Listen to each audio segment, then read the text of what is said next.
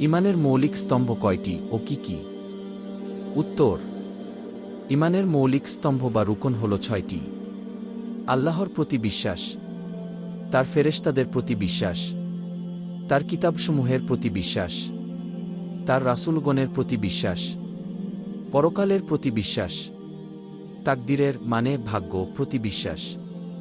এগুলোর উপর বিশ্বাস স্থাপন করা আবশ্যক। সহিহ মুসলিম, কিতাবুল ঈমান, হাদিস 9।